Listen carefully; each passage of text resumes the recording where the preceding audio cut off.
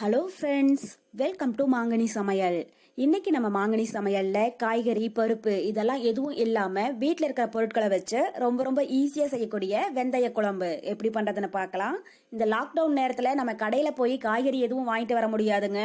வீட்டில் ஒரு 2 டீஸ்பூன் வெந்தயம் இருந்துச்சுன்னா போதும், டக்குன்னு ஒரு 10 நிமிஷத்துல இந்த குழம்பு செஞ்சு முடிச்சிடலாம்.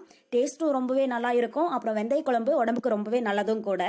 சரி வாங்க, இப்ப வெந்தய குழம்பு எப்படி பண்றதுன்னு பார்க்கலாம்.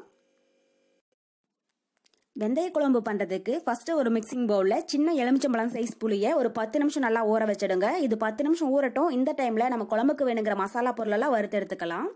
அதுக்கு ஒரு கடாயில் 2 டீஸ்பூன் வெந்தயம் சேர்த்திட்டு இது நல்லா வாசம் வர அளவுக்கு வறுத்துடுங்க. ஸ்டவ் மீடியம் ஹீட்டில் வச்சு வருங்க. அப்போ தான் வெந்தயம் ஒரே மாதிரி நல்லா வறுப்படும். கறிகிடக்கூடாது. நல்லா கோல்டன் ப்ரௌன் ஆச்சுன்னா போதும். பாருங்கள், இப்போ வெந்தயம் நல்லா வறுப்பட்டு அங்கங்கே வெடிக்க ஆரம்பிச்சிடுச்சு. இதை தனியாக ஒரு பிளேட்டில் எடுத்து வச்சிடலாம். இப்போ அதே கடாயில் 1 டீஸ்பூன் கடலை பருப்பு சேர்த்துக்கோங்க.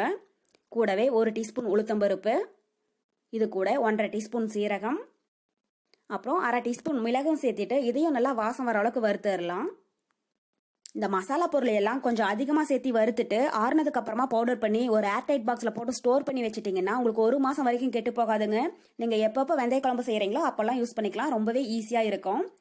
பாருங்க, இப்போ கடலைப்பருப்பு, உளுத்தம்பருப்பு, சீரகம், மிளகெல்லாம் நல்லா வறுப்பட்டு நல்லா ஸ்மெல் வர ஆரம்பிச்சிடுச்சுங்க. ஸ்டவ் ஆஃப் பண்ணிடலாம். ஆறுனதுக்கு அப்புறமா இதை மிக்சி ஜாருக்கு மாத்திட்டு அரைச்சி எடுத்துக்கலாம்.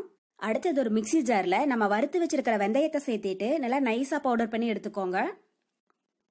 பாருங்க, இந்த அளவுக்கு நைஸா அரைச்சாச்சு. இதை தனியா ஒரு பிளேட்ல எடுத்து வச்சிடலாம். இப்போ அதே மிக்சி ஜார்ல நம்ம வறுத்து வச்சிருக்கிற மசாலா பொருளையெல்லாம் சேர்த்துட்டு இதையும் நல்லா நைஸா பவுடர் பண்ணிடுங்க. இந்த அளவுக்கு நல்லா நைஸா அரைச்சாச்சு. இதையும் தனியா எடுத்து வச்சிடலாம். இப்போ நம்ம புளியும் ஒரு 10 நிமிஷம் நல்லா ஊறிடுச்சிங்க. இதை நல்லா கரைச்சிட்டு சக்கையெல்லாம் நீக்கிடுங்க. இப்போ இது கூட நம்ம பவுடர் பண்ணி எடுத்து வச்சிருக்கிற வெந்தய பவுடரை உள்ள சேர்த்துடலாம். கூடவே நம்ம அரைச்சி வச்சிருக்கிற மசாலா பவுடர்ல ஒரு 2 டீஸ்பூன் மட்டும் சேர்த்துக்கோங்க. உங்களுக்கு குழம்பு எந்த அளவுக்கு தேவைப்படுதோ அதுக்கு தகுந்த மாதிரி சேர்த்துக்கோங்க. நான் 4 பேர் சாப்பிடக்கூடிய அளவில் செய்ய போறேன். அதனால 2 டீஸ்பூன் போதுமானதா இருக்கும். இது கூட 1 டீஸ்பூன் தனியா தூளும் சேர்த்துட்டு இதை நல்லா கலந்துடலாம். பாருங்க, இப்ப நல்லா கலந்தாச்சு. அடுத்தது நம்ம வெந்தய குழம்பு ரெடி பண்ண ஆரம்பிச்சிடலாம். அதுக்கு ஒரு கடாயில 4 டேபிள் ஸ்பூன் அளவுக்கு நல்லெண்ணெய் சேர்த்துக்கோங்க.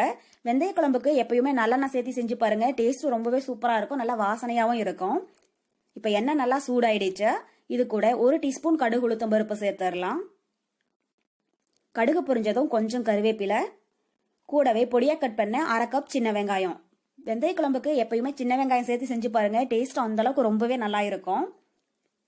இப்போ வெங்காயம் ஓரளவுக்கு வதங்கினதும் இது கூட பொடியா கட் பண்ண ஒரு தக்காளி சேர்த்துடலாம். தக்காளி அதிகமாக சேர்க்க வேண்டாங்க. சின்னதாக 1 சேர்த்துனீங்கன்னா போதும். நம்ம புளி சேர்க்கறதுனால தக்காளி அதிகமாக தேவைப்படாது. இது கூட 1/4 டீஸ்பூன் மஞ்சள் தூள். வெங்காயம் தக்காளி வதங்கிறதுக்கு கொஞ்சமா உப்பு சேர்த்துட்டு தக்காளி நல்லா சாஃப்டா ஆகிற அளவுக்கு வதக்கிடுங்க. பாருங்க, இப்போ வெங்காயம் தக்காளி நல்லா வதங்கிடுச்சு. இது கூட ஒரு 6-7 பல் பூண்டு சேர்த்துக்கோங்க.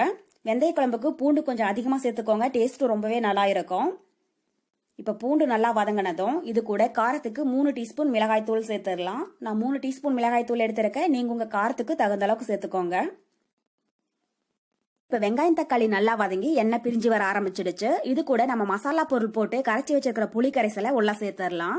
கூடவே 1/2 கப் அளவுக்கு தண்ணி சேர்த்துடுங்க.